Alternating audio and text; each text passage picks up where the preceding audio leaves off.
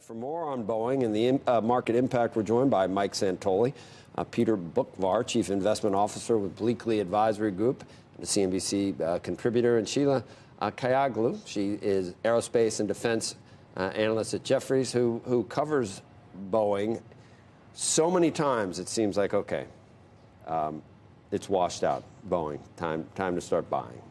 Is that date ever going to come? And what happened in the past 24 hours, how does that impact with your investment decision?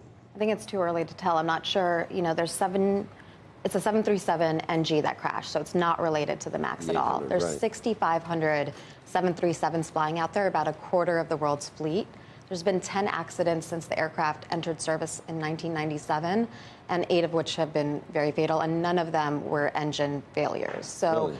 It's a little bit too early to tell how this accident is related to Iran, but clearly, you know, the 737 has a very good track record.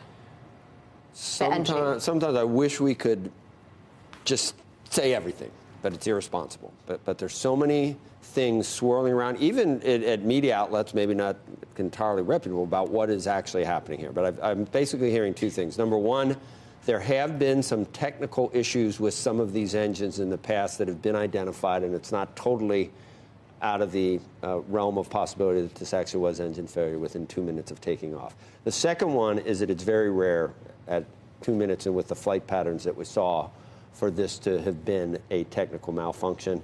There's conjecture that, you know, in a shooting war or where you might be expecting something incoming, there could be anti-aircraft mistakes. There could be a lot of drones in the area, either Iranian drones or U.S. drones that wouldn't show up on radar. There's all kinds of conjecture swirling around. We don't know anything. Do you have a...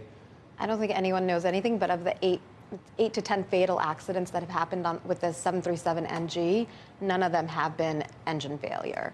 So the NG has a fairly good track record. It flies 25% of the global fleet.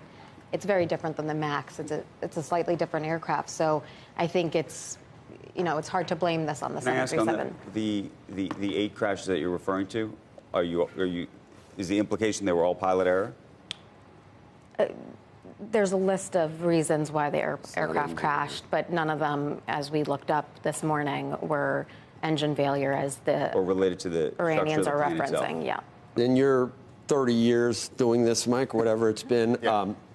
We always talk, we never know, and speculation never works out, but we can't help ourselves sometimes.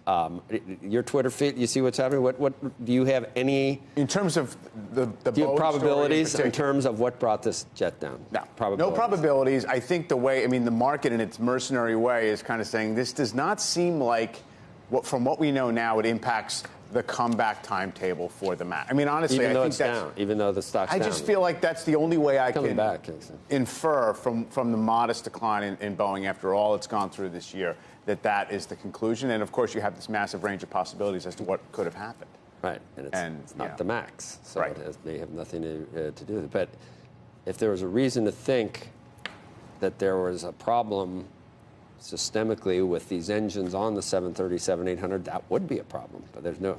Sure, but how many are in service for a very long time, and it doesn't seem as if it's necessary. I mean, look, the market cares about the forward order book much more than the performance of planes that have been around a long time. All right. You're a great conspiracy theorist. Do planes that, right in the middle of a war zone, just fall out of the sky 2 minutes after taking off? I mean, it's a little suspicious, but, I mean, I'm no expert when it comes to Boeing. With Boeing, you wonder with the MAX, what's the earnings power of this business? I mean, it's really difficult to pinpoint, right, over the next couple of years. So, you know, I think we get $275 on our discounted free cash flow model if we assume the MAX never gets back in the air. But I think what's important is the NG carries 25% of the global fleet. You ground the NG, then all of a sudden you have air traffic slowing, and it becomes a big economic impact globally. So I think you want to be cautious, given the aircraft track record over the last 23 years has been very solid, to run to any conclusion. Okay, so the other news this week, a debt issuance because free cash flow is going to be negative at Boeing. Any of that weigh into your 275 worst case scenario? Or?